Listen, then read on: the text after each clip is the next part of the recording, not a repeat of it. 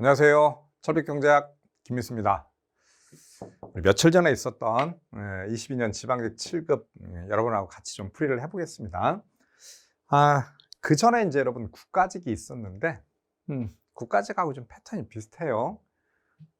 초기에 이제 맨 처음에 나오는 문제 다 개념 문제 좀 쉽게 나오고 뒤쪽에서 이제 국가직은 한 4문제 정도 이렇게 수리적인 풀이 문제가 나왔는데 지방직은 그보다 더 쉬웠던 것 같아요. 물론 약간 개념적으로 조금 이제 헷갈리게 하는 게 한 2문제 정도 있고요.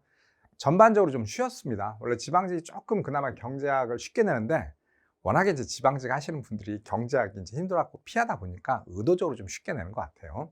자, 보겠습니다. 1번. 정부가 공급자에게 종량세를 부과할 때 공급자의 세금 부담이 가장 큰 경우는 우리 여러분 이건 너무 잘 알아요. 세금 부담이 가장 크다. 선지 보면 여러분 탄력성은 나왔죠. 무조건 탄력성이 작은 쪽이 아쉬운 사람이기 때문에 그쪽이 세금 부담합니다. 그런데 공급자의 여러분 당연히 공급자의 가격 탄력성은 작아야겠죠. 그렇죠? 반면에 수요의 가격 탄력성이 크면 클수록 당연히 여러분 무조건 공급자가 대부분의 세금을 부담을 하겠죠. 답은 그냥 여러분 1번이겠죠. 우리 1단원 경제학 아마 기초만 하셨던 분도 맞출 수 있는 그런 문제입니다. 10초입니다. 10초. 자, 2번 보겠습니다. 어느 제한에 대한 시장 수요 함수가 이렇게 주어져 있고 그 다음에 시장 공급 함수가 또 주어져 있습니다. 정부가 생산자에게 재화 단위당 5의 물품세를 부과할 때 아마 여러분 이 문제를 딱 보자마자 여러분들은 바로 볼펜이나 연필을 들고 바로 균형 구하고 하려고 할 텐데 그럴 필요가 없어요, 여러분. 그쵸? 옳은 것은 자 보시면 균형 소비자 가격은 5만큼 상승한다, 여러분. 자, 우리 시장 수요 함수가 우하향하고 있고요. 공급 함수가 우상향하고 있어요. 그러면 우리 기본적으로 정부가 세금을 부과한다고 여러분 그것만큼 이렇게 올라가는 게 아니겠죠. 그쵸? 쭉 보시면 사실 1번을 구할 필요도 없어요. 옳은 거 찾는데 4번 문제 보시면 생산자가 아닌 소비자에게 물품세를 부과하더라도 그쵸? 중요한 건 징세의 편리성이지 소비자에게 부과하건 공급자에게 부과하건 정부의 조세 수입은 변함이 없죠. 그러니까 답은 그냥 4번입니다. 이해되시죠? 네. 이건 사실 계산해 볼 필요도 없는 거죠. 균형 소비자 가격이 증가하는 부분은요. 이번 조세 부과 소비자 잉여는 증가한다. 여러분, 기본적으로 조세를 부과하게 되면 소비량이 감소하죠. 소비량이 감소하는데 그리고 가격도 올라갈 텐데 소비자 잉여가 증가할 수가 없습니다. 그리고 3번은 말도 안 되는 소리고요. 그렇죠? 사실 굳이 계산할 필요가 없습니다. 딱 보자마자 여러분들 아마 답이 4번 나왔을 거예요.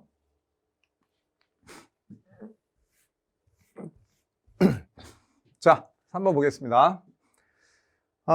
우리 효용함수하고 효용극대화 문제를 출제를 했는데요. 자, 효용함수가 여러분 이렇게 주어져 있어요. 그쵸? 선형함수고, 여러분 효용함수가 선형함수고 완전대체제 함수죠. 그리고 두 자의 상대 가격이 2분의 1로 주어져 있습니다. 자, 상대 가격이 여러분 주어져 있고, 그 다음에 효용함수가 주어져 있으니까 우리가 이제 MRS를, 이 효용함수에서 여러분 MRS를 구하면 MUY분의 MUX를 구하면 얼마죠, 여러분? 2가 나와요. 그쵸? 얘가 근데 여러분 조심해야 될 게 이 기울기가 효용함수의 기울기예요. 우리는 판단할 때 일단 여러분 예산선을 놓고 예산선이 객관적 조건이니까 여러분 예산선이 먼저예요. 그쵸? 근데 얘가 지금 얼마죠? 기울기가? 기울기의 절대값이 2분의 1입니다. 그쵸? 그런데 지금 효용함수가 여러분 이거보다 기울기가 커요. 그쵸? 이해되시죠? 2거든요? 그러면 효용극대화점은 두 제가 어차피 완전 대체제니까요. 이게 저기 뭐죠? 예산선하고 일치하지 않는 이상은 우리는 어차피 한 제화만 선택을 하게 돼 있죠. 이해되시죠? 자, 그럼 설명을 옳은 것은 자, 당연히 여러분 뭐만 선택해야 되죠? 완전 1번 X제와 Y제는 완전 보완제다. 틀렸죠? 완전 대체제고 소비자의 효용을 극대화하기 위해서는 Y제를 소비하지 않고 모두가 다 모든 예산을 X제에 투입을 해야겠죠? 그러니까 답은 2번이 되겠죠. 한계 대체율은 일정하게 딱 고정돼 있죠. 그쵸? 그리고 Y제 지출하는 건 말이 안 되는 소리죠.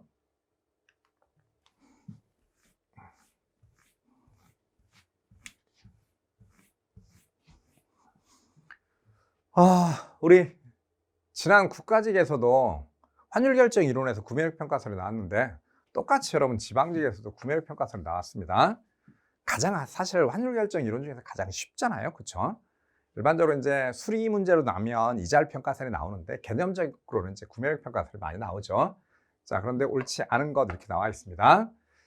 자, 일물일가 법칙에 기초한 환율 결정 이론이다. 그쵸? 왜냐면 여러분 기본적으로 이제 무역을 할 때 모든 국가에서 상품은 동일한 가치로 판매를 한다.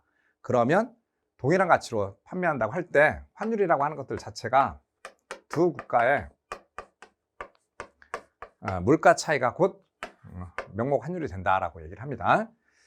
자, 그러니까 2번도 맞는 얘기가 되겠죠. 자, 3번 구매력 평가서는 무역 장벽이 존재하는 국가가 아니라 여러분 무역 장벽이 존재를 하면 상품 가치 외에 추가적인 여러 가지 관세라든가요. 그쵸? 내지는 뭐 이제 운송비라든가 이런 것들이 들어가게 되면 당연히 두 국가의 물가 차이를 넘어서서 여러분 환율이 결정이 되겠죠. 다른 요소에 개입되니까요. 그러니까 답은 3번이죠. 만약에 무역 장벽이 존재한다. 그리고 이제 지리적 근접성이 떨어진다. 그럼 추가적으로 운송비가 들어가기 때문에 자, 명목 환율이라고 하는 것들 자체가 두 국가의 물가 비율로 결정될 수가 없겠죠. 그리고 구매력이 양국에서 동일하다면요. 그렇죠? 당연히 상대 가격은 일정하게 유지될 수밖에 없겠죠.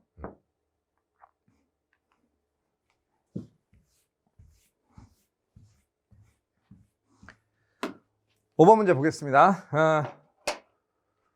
요구불 예금에 대한 법정 준비율이 5%이고 개인들이 발행한 화폐를 모두 은행에 요구불 예금으로 저축한다. 여러분들 여기 딱 읽자마자 우리 바로 느꼈어요. 신용창조 개념이 있구나. 바로 나오죠. 사실 현실적인 여러분 통화승수 모형이 이거보다 조금 복잡한데 그쪽으로도 가지고 않고 그냥 여러분 본원예금 곱하기 신용창조, 그쵸? 지급준비율 분의 1 이걸로 지금 구하는 문제를 출제를 했죠. 법정 지급준비미에 모든 예금을 대출한다면 10억 원의 현금이 발행될 때 총 예금 창조의 크기는 얼마냐? 그럼 본원예금이 10억 원이고 여러분 법정 지급준비율이 5%예요. 즉 0.05 곱하기 1이 되깁니다. 그쵸? 당연히 여러분 얘가 얼마죠? 20이 나오겠죠. 그쵸? 그러니까 당연히 200억이 됩니다. 답은 2번이 되겠죠.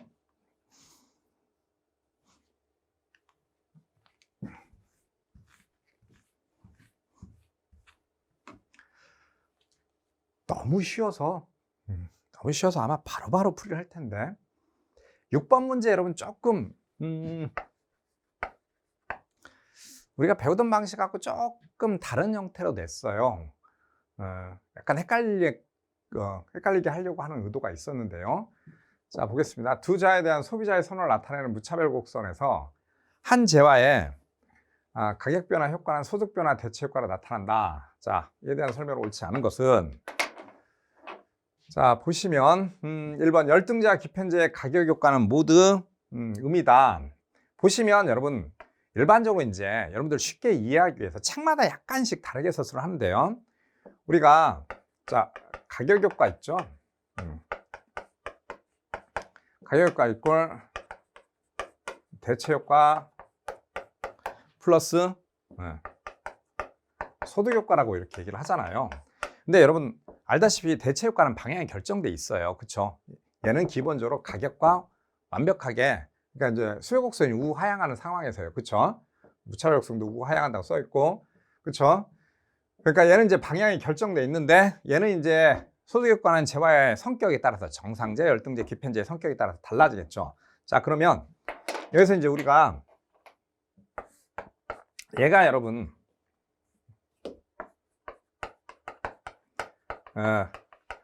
정상제인 경우 여러분 정상제인 경우 우리가 일반적으로 이제 가격이 하락했다고 생각을 해보죠. 그러면 가격이 하락하면 대체 효과는 플러스가 나오겠죠. 정상제 같은 경우. 그리고 소득효과도 플러스가 나옵니다.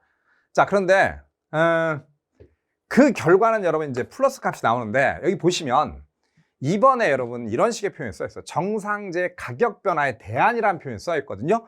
그러니까 요걸 여러분 사실상 분모값으로 잡는 거예요. 정상제의 가격이 지금 떨어졌으니까 얘를 사실 마이너스 잡고 대체효과하고 소득효과 전체, 즉 가격효과 전체가 여러분 플러스가 나오니까 그 결과가 음이다. 즉 하나는 가격 변화니까 가격이 떨어졌으니까 마이너스, 소득효과는 전체 소비량이 증가했으니까 플러스 해서 음이라고 얘기를 하거든요. 그러니까 제가 좀 전에 맨 처음에 시작할 때 뭐라 그랬죠? 이 교과서마다, 책들마다 그냥 대체효과 방향만, 대체효과는 플러스다라고 하면서 대체효과 때문에 소비량이 증가한다. 그 소비량이 증가만을 플러스라고 표현하는 경우가 있고, 그래서 가격효과 전체 효과 소비량이 증가한다. 그래서 플러스라고 얘기하는데, 문제는 이제 우리가 지금 보고 있는 문제처럼 가격 변화하고 소득 변화, 소득효과 전체 한꺼번에 묶어갖고 분수로 표현을 하는 거예요. 뭐뭐에 대한 뭐뭐 해가지고요. 그러니까 이걸 굳이 얘기하면 가격효과 부분에서 굳이 이제 얘기를 하면 이렇게 설명하는 거죠. 여기를 어떻게 설명하냐면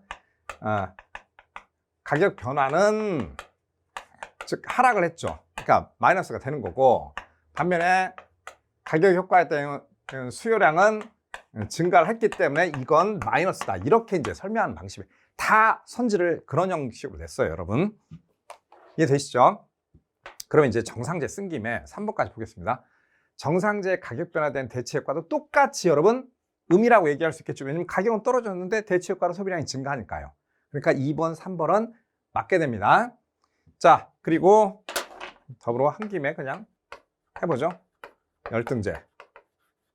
자, 똑같이 여러분 가격이 하락을 했어요. 마이너스예요. 그쵸? 자, 열등제건 기펜제건 여러분 대체 효과는 무조건 같아요. 플러스겠죠. 하지만 소득효과, 열등제는 소득에 대해서 반대 방향으로 움직이죠.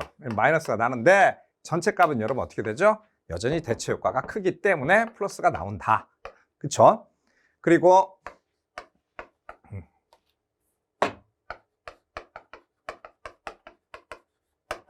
자, 기펜제는 가격이 여러분 똑같이 가격이 하락한 경우를 예로 들겠습니다.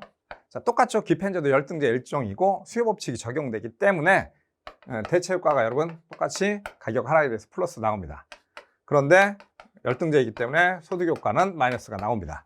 그런데 어느 게 더 크죠? 그렇죠, 얘가 더 크죠. 그래서 그 결과는 마이너스가 됩니다. 오케이. 그럼 여러분 4번 보시면 기펜제의 가격 변화에 대한 대체 효과는 가격이 하락할 때 반대로 소비량이 증가하니까 마이너스가 맞아요.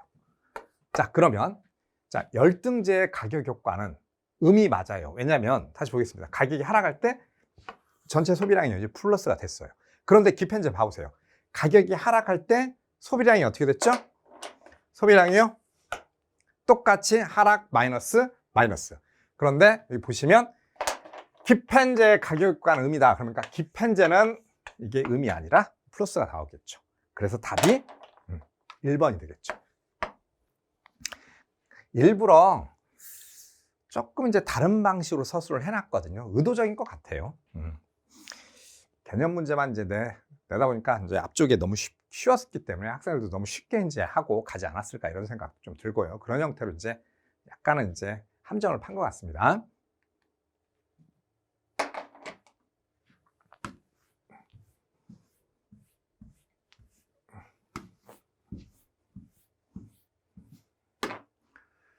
자, 7번 문제 보겠습니다.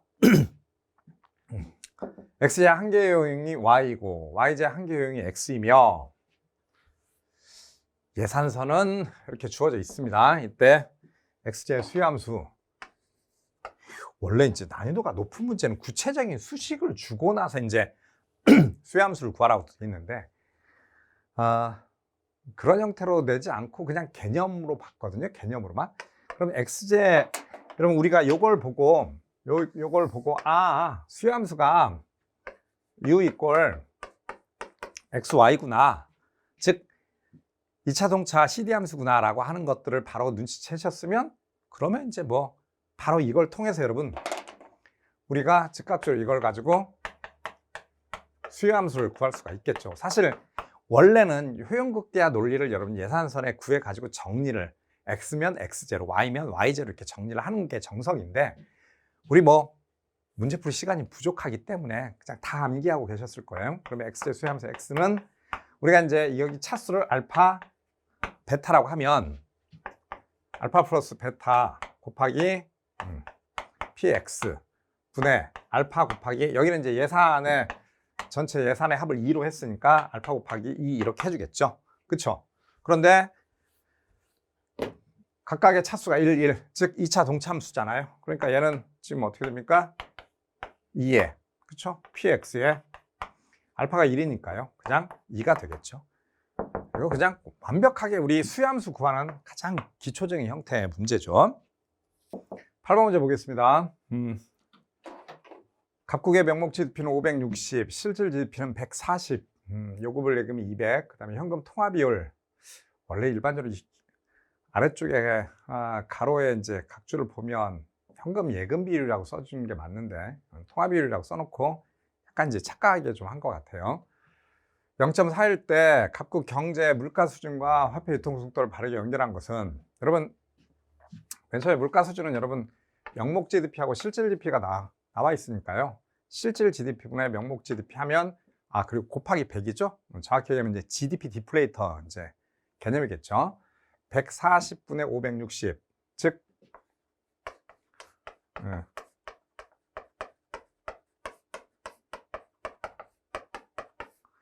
140분의 곱하기 100이니까 여러분 물가 수준은 당연히 400이 나오겠죠. 자, 그리고 이제 화폐 유통 속도인데 요거 가지고 이제 조금 당황을 할 수도 있을 텐데 여러분 우리 화폐 유통 속도라고 하는 거 있죠. MV = PY. PC는 이제 교환 방정식에서 이제 보는 개념인데 중요한 건 여러분 이제 통화량을 파악을 하는 건데 그런 측면에서 이제 현금 통화 비율을 줬거든요. 우리 여러분 보시면 우리가 통화량 M1은 현금 통화 플러스 예금 통화잖아요. 근데 지금 현금 통화가 요구불 예금이 200이에요. 즉 얘가 지금 200으로 나와 있잖아요. 200.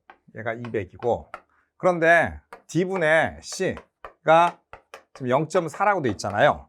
그러면 지금 요구불 예금이 200이니까 얘가 0.4가 되려면 현금 통화 80이라는 뜻이잖아요. 그쵸? 그러니까 C가 지금 80이니까 총 통화량이 여러분 얼마냐면 280이에요. 즉 M이 얘가 280이에요. 그리고 여러분 우리 Y가 실질 GDP고 PY가 명목 GDP인데 명목 GDP가 여러분 이미 주어져 있어요. 560으로요. 그러면 280에 560 되려면 곱하기 그쵸 2를 하면 되겠죠. 그러니까 화폐 유통 속도가 2가 되겠죠. 그러니까 답이 4번이 됩니다.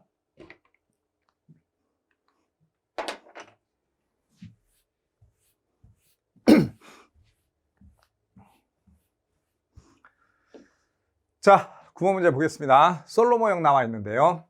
솔로 모형에다가 지금 황금률, 자본 축적의 황금률이죠. 소비가 가장 극대화되는 여러분 자본 축적 상태를 경제 황금률이라고 하는데 근데 지금 현재 경제가 황금률보다 적은 자본을 갖고 시작을 한대요. 자, 그 상태에서 황금률 수준으로 저축률을 높인다. 그러면 나타날 현상이 뭐냐? 우리가 솔로 모형을 여러분 간단하게 1인당 자본량과 1인당 산출량으로 그리면 우리 이제 투자함수 SFK죠. SFK에 여러 가지 여러분 안정 상태가 주어질 수가 있겠죠.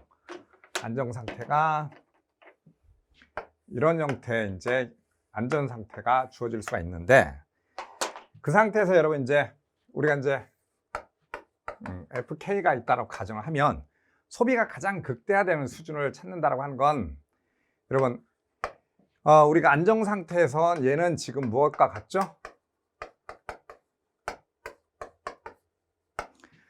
자, 인구 성장률하고 감가상각률하고 같죠? 이 기울기 값은 n 플러스 델타가 되는 거고 여러분 1인당 생산하면서 FK에 당연히 기울기 값은 이걸 미분하면 NPK가 되겠죠. 그래서 이게 이제 이 부분이 가장 크다라고 하면, 이 부분이라고 하죠. 두 번째 거예요. 이 부분이라고 하면. 그런데 이게 이제 자본 축적의 환급률 수준이라고 하면 이거보다 여러분 적은 부분에서 자, 저축을 증가시켜서 환급률 온다. 그러면 여러분 초기에 저축을 증가시키기 때문에 단기적으로는 즉각적으로 여러분 당연히 소비는 감소하지만 환급률 수준 상태에 도달한다고 하는 건 실질적으로 1인당 생산량에서 소비가 가장 극대화되는 부분에 도달한다는 거니까 소비는 여러분 즉각적으로 감소합니다. 그렇죠? 그러니까 2번 아니면 4번이겠죠. 소비는 투자가 이건 투자네요. 4번이요. 그러면 소비가 즉각적으로 감소하는 건 여러분 2번밖에 없고 당연히 소비 감소는 투자로 그러니까 2, 3번 중에 하나겠죠. 그리고 환급률 수준에 가다 보니까 안정상태 수준에서는 소비는 당연히 증가한 상황이 되겠죠. 그러니까 답이 2번이 됩니다. 그리고 여러분 잘 알죠? 이게 그러니까 자원축제 환급률 수준에서 벗어나면 오히려 소비량이 줄어드는 상황이 되는 거겠죠.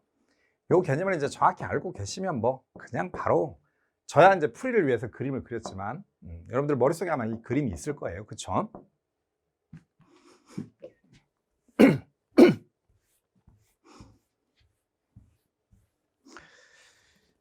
자, 10번 문제 보겠습니다. 인플레이션에 대한 설명을 옳은 것. 우리 가장 기초적인 개념인데 현금 보유를 줄이는 데 드는 비용을 인플레이션에 따른 구두창 비용. 그쵸? 왜 그러죠, 여러분?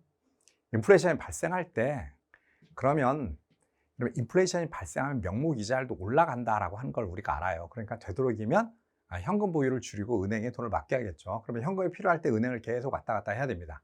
그때 들어가는 비용을 우리가 뭐라고 하죠? 그쵸? 구두창 비용이라고 하죠. 그쵸? 답은 기억번입니다. 자, 그리고 니은번. 예상치 못한 인플레이션은 사람들의 능력과 무관하게 채권자에게 유리한 방식이 아니라 여러분 채무자에게 유리하죠. 인플레이션이 급격히 이루어지게 되면 저희 뭐죠? 화폐 실질 가치가 하락하기 때문에 채무자가 유리해집니다. 틀렸죠? 디귿번. 인플레이션이 안정적이고 예측 가능한 경우 메뉴 비용은 발생하지 않는다. 여러분 메뉴 비용은 기업들이 가격을 변동시킬 때 들어가는 비용이죠. 인플레이션 설령 안정적이라 하더라도 여러분 가격을 바꿔주는데 기업은 어차피 비용이 들어가야 됩니다. 설령 그게 가격이 아주 조금밖에 오르지 않는다 하더라도 기업이 들어가는 비용은 거의 동일해지겠죠. 메뉴 비용은 발생하지 않는다. 틀렸습니다. 발생하죠. 케인스 학파의 주장이죠. 메뉴 비용은요. 자, 그리고 1번. 중앙은행이 기준금리를 인상하면 당연히 요즘 기준금리 인상이라고 하는 건 긴축 정책이니까요. 인플레이션을 잡기 위해서요. 그렇죠? 물가 상승률을 줄이기 위해서 긴축 정책을 하는 거겠죠. 그러니까 답은 기억 리을 2번이 되겠네요. 정말 기초적인 개념입니다.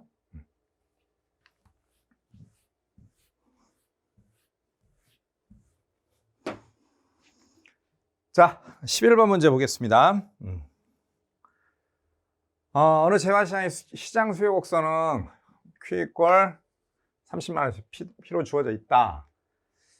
이 제한을 생산하는 개별 기업이 완전 경쟁 시장, 독점 시장, 복점 시장에서 이윤을 극대화할 때 시장 공급량을 바르게 연결한 것은 여러분 수요 곡선이요 직선으로 주어져 있고 그리고 완전 경쟁, 독점, 복점 시장 이렇게 나와 있으면요 우리가 이걸 굳이 그 시장의 조건을 따질 필요가 없죠. 우리가 문제풀이를 어떻게 하죠? 완전 경쟁 시장 우리가 여러분 단계 P = MC입니다.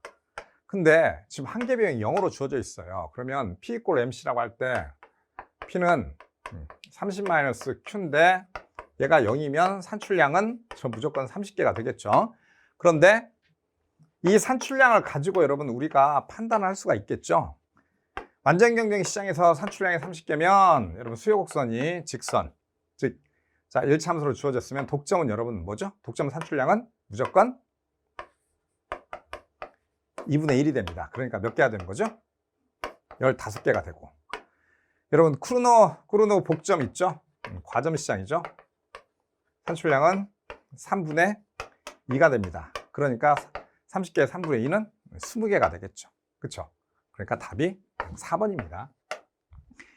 여러분 이거 우리 과점 시장에서 가장 맨 처음에 배우는 게 우리가 이제 쿠르노 이제 모형인데 쿠르노 모형 구할 때 가장 기초적인 문제죠. 저 최근 기출 문제에서 제 기억으로는 이 문제가 10년 동안 거의 나온 적이 없는 것 같은데 너무 기초여가지고요. 난이도가 한참 올라가다가 최근 난이도가 진짜 어마어마하게 떨어지고 있습니다. 특히 지방직 같은 경우는 워낙에 이제 경제학을 선택을 안 하다 보니까 일부러 경제학을 쉽게 내려고 하는 의도가 있는 것 같거든요.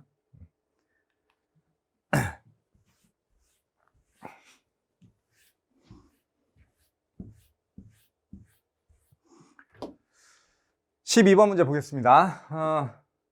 X와 Y제를 소비하는 소비자의 무차별 곡선을 나타낸 그림이다. 원래 이제 우리가 무차별 곡선 배울 때 원점에 볼록하면서 완만하게 이제 우하향하는 콥터글라스 효용함수 형태를 배우는데, 그리고 이제 예외적인 형태, 다양한 형태의 무차별 곡선이 있다라고 하면서 이제 여러 가지 형태의 무차별 곡선을 배우는데, 이제 그 중에 나오는 하나의 유형이죠. 자, 보시면 이 그림, 옳지 않은 것 찾으라고 되어 있네요. 옳지 않은 것은, 보시면 여러분 효용이 지금 이렇게 이제 비교를 해보면, 자, 여러분 X제 소비량을 늘릴수록 효용을 보장받으려면 Y제도 같이 증가를 해야 됩니다. 그쵸? 그리고 여기 이제 이 효용 수준이 오른쪽으로 이동할수록 효용 수준이 크다. 가령 이제 이런 경우를 놓고 보면요. 요 경우를 하나 놓고 볼까요? 요 경우를요. X제 소비량이 같을 때 Y제 소비량이 지금 차이가 나는 경우 효용 수준이 U1이 떨어집니다. 즉 우리가 이 두 가지를 통해서 알 수 있는 건 Y제의 소비량이 늘어날수록 오히려 뭐죠? 효용을 갉아먹는구나. 효용을 깎아먹는구나. 그쵸? 그러니까 Y제는 뭐가 되죠? 대표적인 게 이제 각종 공해입니다. 그쵸? 뭐 소금 공해일 수도 있고 대기 오염일 수도 있고, 그래서 Y제는 무조건 뭐가 되죠, 여러분? 그쵸? 비제화가 됩니다. 그쵸? 그리고 동일한 수준에서 만약에 이렇게 가면, 그쵸? Y제 소비량이 일정한 수준에서 X제의 소비량이 증가할 때만 효용이 증가를 하는 거니까요. 그쵸? 자, 그래서 답을 찾으면, 그쵸? Y제 한계 효용은 음의 값을 갖고, 그리고 뭐 제가 이미 3번은 예시로 들었네요. 그쵸? 그러므로 효용을 극대화하려면 무조건, 그쵸? X제만 선택을 해야겠죠. 근데 Y제 지출한다고 하니까 4번이 틀렸겠네요.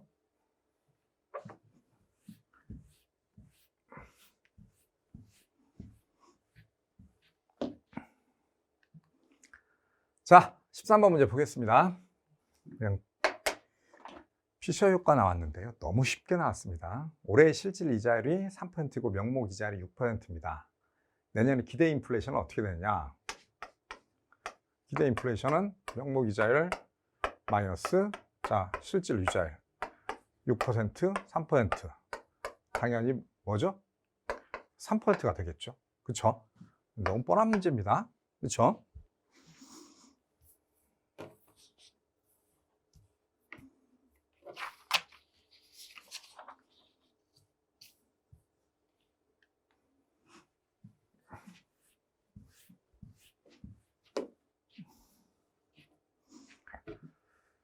자, 14번 문제 보겠습니다. 낮은 실업률과 안정적인 물가를 선호하는 각국 중앙은행은 T기 손실함수, 중앙은행 T기 손실함수라고 해가지고 손실함수를 지금 내놨는데 그냥 우리가 계산하라고 이제 넣어놨습니다. 그쵸? 근데 뭐가 빠져있네요. 그쵸? 여기 0.1 곱하기 T기의 파이 제곱입니다. 그쵸? 보시면요.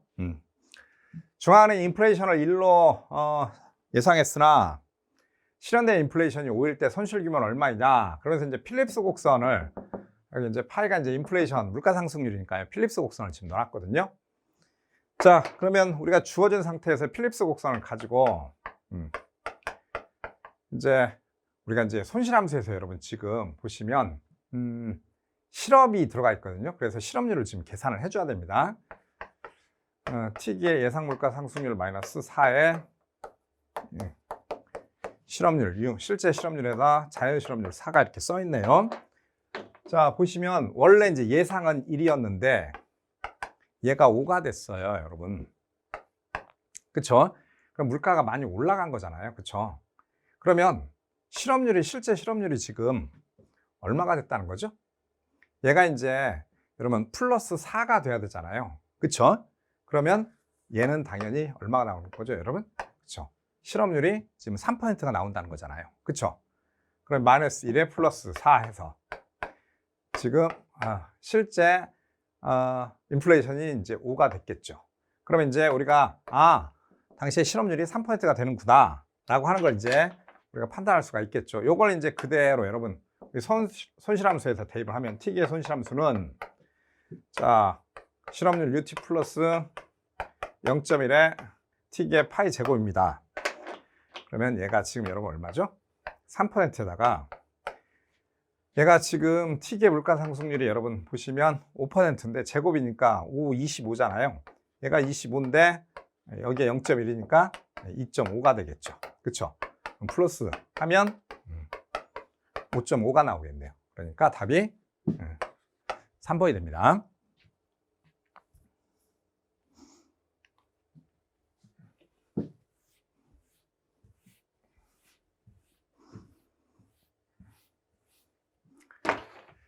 자, 10번 보겠습니다.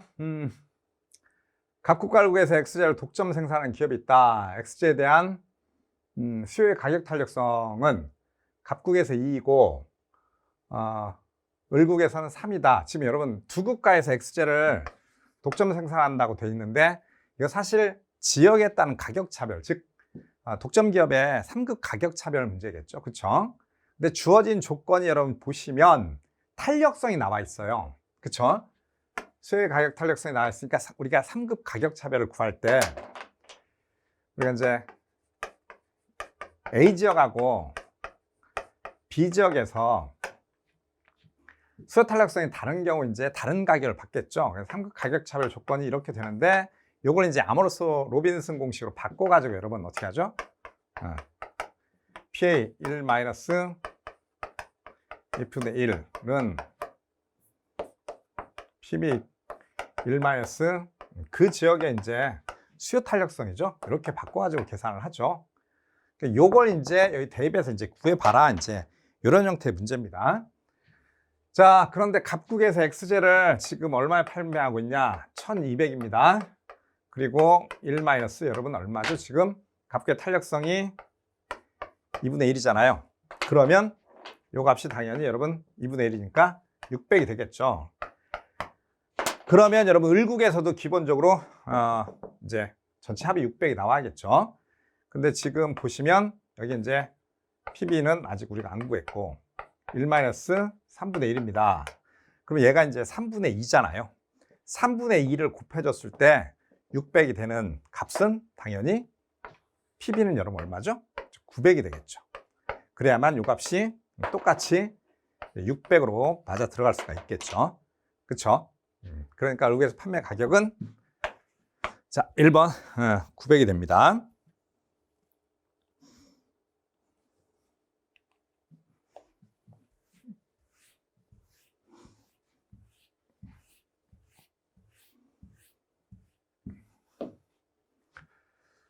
자 16번 보겠습니다. 어느 폐쇄경제 국가의 거시경제 모형에서 완전고용 국민소득은 6,800이네요. 자, 완전고용 국민소득을 달성시킬 수 있는 정부 지출의 증가분은 그러면 이제 현재 상태에 여러분 6,800에 도달하지 못했다는 뜻이겠죠. 그렇죠? 그래서 디플레이션 갭이 존재하는데 그걸 이제 상쇄시키기 위해서 정부 지출을 증가시켜야 된다. 그러면 여러분들이 기출문제 많이 풀어보셨으면 이게 승수 문제구나라고 하는 게 바로 보일 거예요. 그렇죠? 자, 보시면 근데 그래도 이제 전체 국민소득을 구해야 얼만큼 국민소득을 증가시키는지 알 수가 있겠죠. 우리가 이제 분배 국민소득의 합 C, I, G로 해가지고 이걸 구하면 Y는 0.9에 Y-T가 여러분 300입니다. 그 다음에 300이고 정부지출, 투자지출을 합하면 다시 여러분 500이 되겠죠. 이걸 이제 정리를 하면 그쵸? 정리를 하면 여러분 0.1 Y는 530이 되기 때문에, 그렇죠? 그래서 Y는 얼마가 되죠? 국민소득 Y는 5,300이 됩니다. 그런데 완전 고용 상태 여러분 국민소득 6,800이니까 얘가 이렇게 가려면 지금 얼마가 필요하죠? 추가적으로 1,500이 필요를 하겠죠. 그러면 국민소득을 1,500만큼 증가시키기 위해서 이제 정부 지출을 일정하게 증가시켜야 되는데 정부 지출은 일정하게 승수가 곱해지면 이제 이 부분이 창출될 수가 있겠죠. 그러면 이제 우리가 델타 Y는 정부 지출 승수가 지금 여러분 보시면 종량세로 돼 있고 정률세가 아니기 때문에 그냥 정부 지출 승수는 1-b분의 1 곱하기 델타 G가 되는데 지금 올려야 되는 게 얼마죠 여러분? 1,500입니다. 그쵸? 그리고 얘는 지금 여러분 한계 소비 성향이 주어진 값이 0.9예요. 그쵸? 그럼 여기다 0.9를 집어넣으면 얘가 얼마죠 여러분? 지금 얘가 10이 나오겠네요. 그러면 승수가 정부 지출 승수가 10이 되기 때문에 정부가 지출해야 되는 지출 증가분 부분은 150이면 되겠네요. 그렇죠? 그러니까 답이 3번이 됩니다.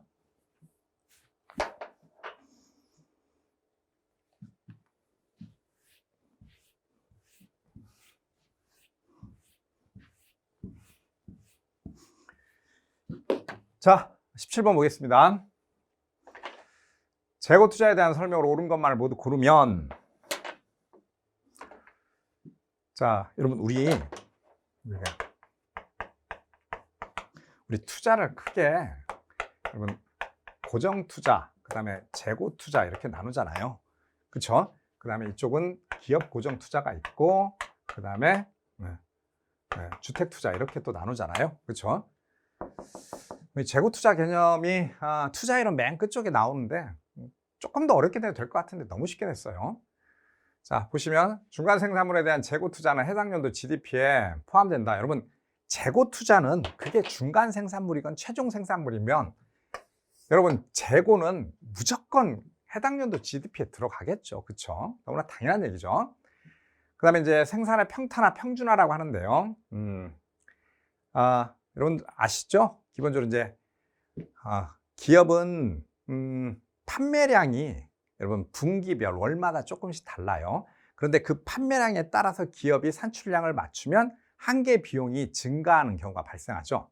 그래서 비용 절감을 위해서 생산량을 일정하게 유지하고 판매량이 적을 때는 기본적으로 재고를 보유를 하죠. 그런 형태를 이제 생산 평준화라고 하는데 재고 투자를 설명하는 이론이겠죠. 그러니까 기업권도 맞고 니은모도 맞겠죠. 그리고 투자는 여러분 언제나 총 자본 형성에 포함이 됩니다. 그렇죠? 재고 투자는 항상 포함이 되겠죠. 그러니까 답은 4번이 되겠네요. 그렇죠? 18번 들어가겠습니다. IS LM 모형 나와 있네요. IS 곡선과 LM 곡선에 대한 설명으로 옳지 않은 것은, 자 보시면 뭐 기울기 쭉 나와 있는데요. 자주 나오죠, 사실 기초 문제로요. 자, 1번 보겠습니다. IS 곡선 기울기는 한계 소비 성향이 클수록 완만하다. 우리 IS 곡선 기울기를 결정하는 게 투자의 이자율 탄력성하고 그 다음에 이제 한계 이제 저축 성향 이렇게 얘기를 하거든요. 투자라고 하기 때문에 이거 이제 I라고 쓰고 저축 성향이라고 해갖고 S라고 해가지고 IS 곡선이잖아요. 근데 한계 저축 성향에 우리가 이제 반대가 여러분 뭐죠? 그렇죠? 한계 소비 성향인데 우리 지금 1번 선지가 이제 한계 소비 성향으로 나왔잖아요. 저는 이제 수업할 때 이렇게 얘기를 합니다. 얘가 크다, 그 다음에 작다, 그 다음에 완만하다. 근데 이제 보시면 1번에 완만하다 나와 있잖아요. 그러면 얘가 작을수록 완만하니까 얘는 당연히 클수록 완만하겠죠. 그러니까 맞는 얘기가 됩니다. 그리고 2번 IS 곡선 기울기는 폐쇄경제보다 개방경제에서 가파르다. 그렇죠? 개방경제에서 더 가파른데 이유는 여러분 폐쇄경제는 우리가 이제 2번 보시면 이자율과 IS 곡선 국민소득의 관계에서 우하향하는 형태를 보이잖아요. 우리가 이제 이게 이제 IS 곡선이 생산물 시장의 균형이잖아요. 그렇죠?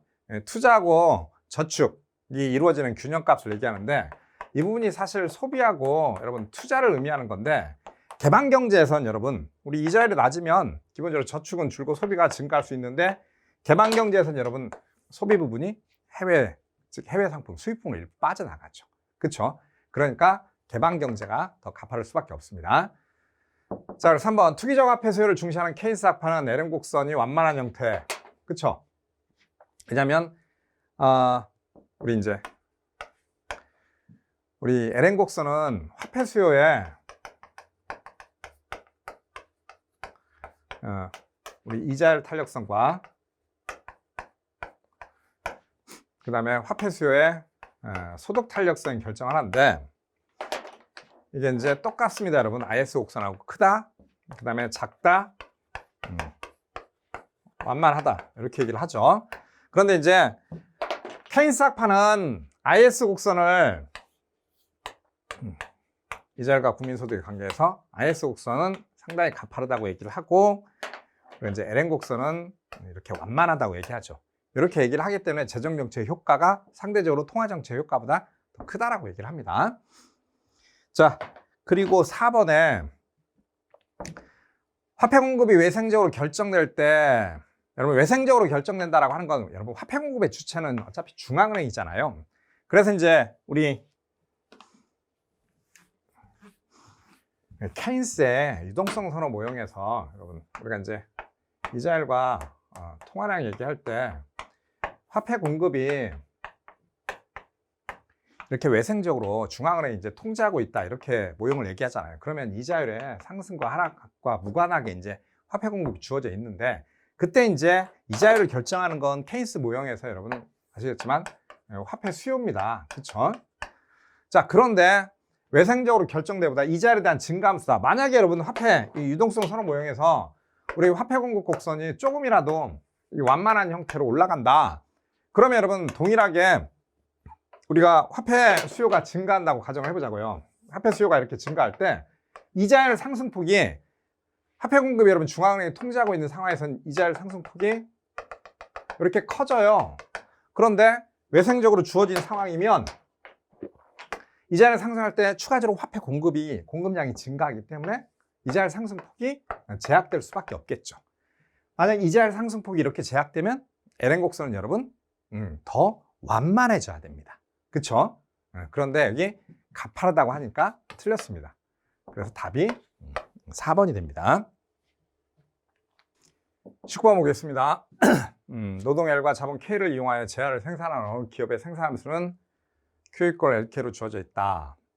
그리고 노동과 자본의 가격이 각각 9와 1이고 단기적으로 자본량이 9로 고정될 때 규모의 경제가 나타나는 생산량 Q는 자, 여러분 이거 중요 표시 좀 하시고 이렇게 새롭게 공부하는 친구들은 자 사실 앞쪽의 문제 너무 쉬웠어요. 그렇죠? 그런데 이제 아무래도 이제 실력 차는 드러내야 되잖아요. 그래서 이제 앞쪽에서 이제 18번 문제부터 조금씩 이제 어렵게 문제를 내고 있거든요. 그리고 이제 19번에 힘을 빡 줘가지고 좀 어려운 문제를 내놨는데 이제 핵심은 여러분 이거예요. 우리가 규모의 경제가 나타나는 산출량.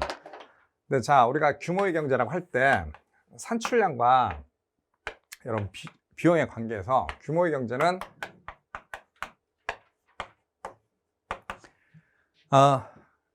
여러분 A씨의 최저점보다 산출량이 적은 부분에서 얘기를 하는 거예요. 그렇죠?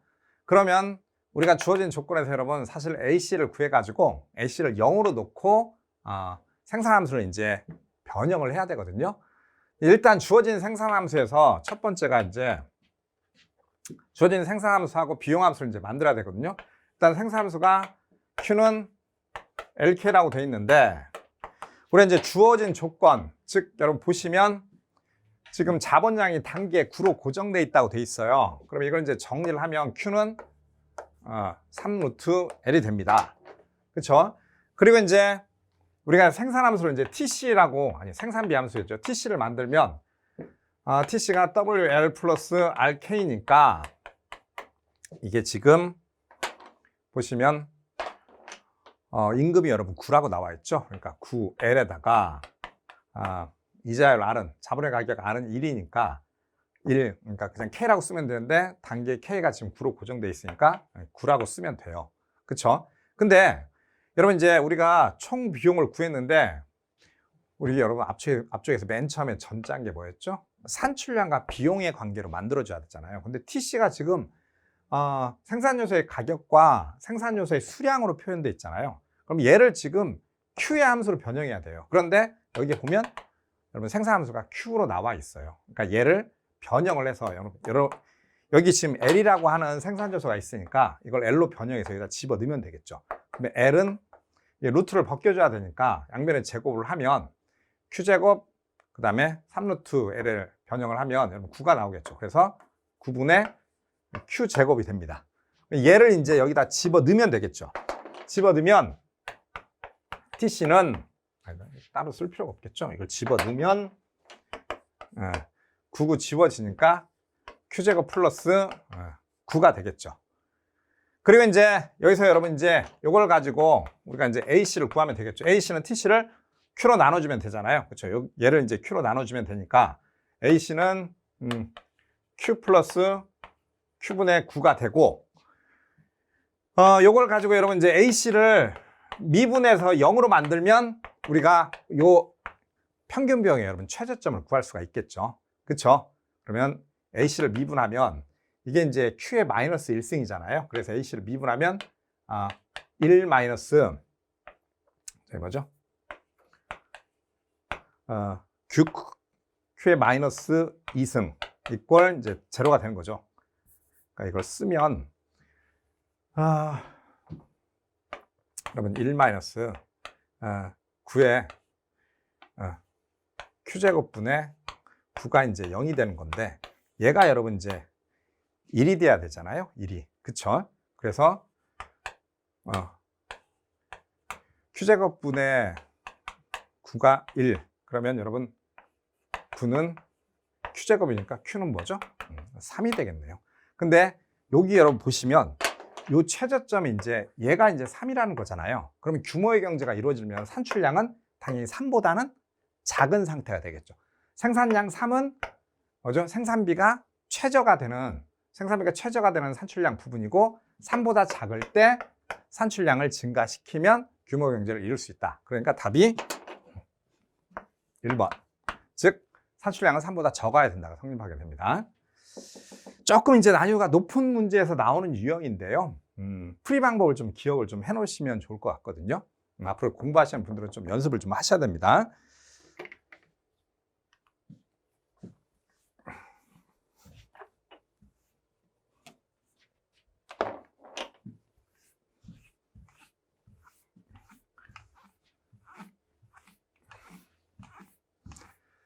자, 그리고 여러분 마지막 문제입니다. 우리 20번. 자, 완전 경쟁 시장에서 XJ에 대한 개별 기업의 총 비용 함수가 이렇게 주어져 있고요. 현재 이 시장에서 XJ를 생산하는 50개의 기업은 모두 동일한 비용 함수를 갖는다. 그리고 이제 시장 수요 곡선이 나와 있고요. XJ 시장에 대한 분석으로 옳은 것은 자, 보시면 첫 번째 개별 기업의 단기 공급 곡선은 Q 이퀄 4P다. 여러분, 우리 이거 너무나 잘 알고 있는데 개별 기업의 단기 공급 곡선은 뭐죠? 이거 MC 곡선이에요. 그런데 우리가 지금 총 비용 함수가 주어져 있잖아요. 그러면 TC를 미분하면 되겠죠. TC를 미분하면 자, TC를 미분하면 여러분 MC가 되고 MC는 나와서 여러분 어떻게 되죠? 2분의 1 Q가 됩니다. 그런데 여러분 단기라고 써 있죠. 단기 이꼴 뭐죠, 여러분? 단기 이꼴 우리가 P 이꼴 MC가 되는 부분이거든요. 그러면 요거를 다시 그대로 여러분 MC를 P로 바꾸면요. P 이꼴 2분의 1 Q니까 이걸 Q로 다시 바꿔놨네요. 바꾸면요. Q는 2분의 1 아니죠? 2분의 1이 아니죠? 2P가 되겠죠? 2P. 그런데 4P라고 써 있으니까 틀렸네요. 자, 그리고 단기적으로 시장 균형 가격은 10이다. 여러분 앞에서 언급했지만 우리 단기 완전 경쟁 시장의 조건 뭐죠? P 이꼴 MC입니다. 자, 요 조건을 가지고 지금 보시면 시장 수요 곡선이 여러분 이렇게 지금 돼 있어요. 그런데 여러분 시장 수요 곡선은 개별 기업들의 수량적인 합이잖아요. 자, 보시면 엑스제를 생산한 기업이 50개가 있대요. 그리고 보시면 개별 기업의 지금 비용함수에서 Q가 이렇게 지금 여러분 주어져 있거든요. 그러면 이제 여러분 50Q는 그러니까 개별 기업의 산출량을 Q로 잡으면 거기다 50을 하면 그게 뭐가 되죠? 시장 수요함수가 되잖아요. 그러면 1800 마이너스 20P예요. 근데 여러분 우리 앞쪽에서 지금 뭘 전제했죠? P 이꼴 MC잖아요. 여기 P를 이미 구해놨어요. 그쵸? 얘를 이미 구해놨기 때문에 이걸 여러분 그대로 여기다 정리를 해주면 돼요. 그러면 50Q 이꼴 1800 해서 여러분 2분의 1Q입니다. 그럼 마이너스 10Q가 되겠죠? 그쵸? 그러면 이제 이걸 정리를 하면 이걸 여러분 이제 정리를 하면 Q가 30이 되고 이때 가격은 여러분 15가 됩니다. 이때 가격은요. 그러니까 단기적으로 여러분 시장 가격은 단기적으로 10이다가 틀렸겠네요. 그쵸? 그리고 단기적으로는 신규 기업들이 엑스제 시장에 진입하려는 요인이 존재한다. 일단 여러분 이게 그러면 단기적으로 이게 여러분 존재를 하려면 평균 비용하고 이제 비교를 해야 되잖아요. 평균 비용하고요. 자, 그러면 우리가 지금 3, 4번이 장기 상황이니까 장기 상황을 잠깐 이제 생각을 해보자고요. 장기 상황은 그럼 P 이꼴 AC 이꼴 MC가 됩니다. 그럼 우리 AC는 TC에서 구하면 되겠죠. 그쵸? 그러니까 소문자로 써야겠죠. Q분의 TC는 Q분의 100 플러스 그 다음에 우리 뭐죠? 그쵸? 2분의 Q가 되겠네요. 4분의 1 4분의 1이죠? 4분의 1 이렇게 Q가 되겠죠. 그리고 이제 MC가 우리가 이제 앞쪽에서 여러분 MC를 구했어요. 그쵸? MC는 어차피 P 이꼴 MC니까 단기에 자 2분의 1 이렇게 Q가 되겠네요. 이제 요걸 이제 정리를 하면 여러분 이걸 쭉 정리를 하면 Q 이꼴 20이 되고 그 다음에 가격은 10이 됩니다. 즉 장기에 여러분 장기 시장 균형 가격은 10이 되는데 지금 단기에 15잖아요. 그리고 여러분 가격이 이제 10이라고 하는 것들 자체는 지금 보면 가격과 평균 비용과 한계 비용이 같잖아요. 그런데 단기에 가격이 15이기 때문에 평균 비용 이상의 지금 수익을 누리고 있죠. 즉 경제적 이윤이 양이 되기 때문에 여기 좀 3번에 보시면 단기적으로는 신규 기업들이 엑스제 시장에 진입하는 요인이 생기겠죠. 왜냐하면 초과의 요인이 보장되니까요. 그러니까 답이 3번이 됩니다. 그리고 이제 4번은 우리가 이제 구해서 알겠지만 장기 시장 가격은 여러분 얼마가 되는 거죠? 15가 아니라 10이 됩니다. 그러니까 요 문제도 이제 시간이 장단기를 지금 구하게끔 돼 있거든요. 그런 측면에서 이제 마지막에 조금 수리적인 계산을 위해서 조금 꼬아낸 난이도가 좀 높은 문제였습니다. 자, 우리 풀이를 다 했는데 전체적으로는 여러분 한 3문제 정도요? 3문제 정도 18, 19, 20번 정도만 좀 난이도가 있지 나머지는 사실 아주 평이했습니다. 지난 9까지하고 비교해서도 거의 유사한데 지방직이 오히려 조금 더 쉬웠던 것 같아요. 그렇죠? 그러니까 이제 일반적으로 여러분 우리가 이제 지방직 같은 경우는 지방자치론 선택을 하면서 경제학을 버리잖아요. 그래서 의도적으로 지방자치론 문제는 올라가고 경제학 문제는 좀 떨어지는 것 같아요. 생각보다 경제학을 선택을 하다 보면 조금 이제 접근하는데 어려움이 있지만 아주 기초적인 문제만 내놨기 때문에 상당히 경제학 선택하신 분들이 시간적인 여유가 충분했을 것 같거든요. 그래서 뒤쪽 문제 정도는 좀 연습을 앞으로 준비하시는 분들은 연습을 좀 하셔야 될 것 같습니다.